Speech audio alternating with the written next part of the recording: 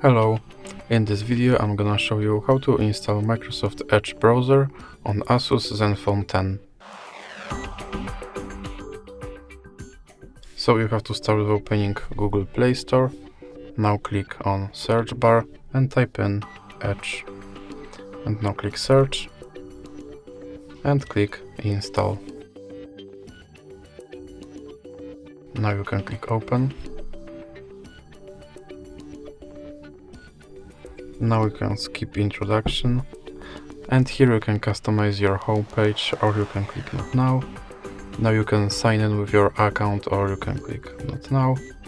Here you can make your Microsoft Edge default browser, or you can click not now. Now you have to confirm your data and privacy settings, and now your Microsoft Edge is set up. And now it just asks you if you want to import your browsing data from Google, but you can click not now. And now you can use your Microsoft Edge just like any other browser. So that's it for this video. If you liked it, please remember to leave a like and subscribe.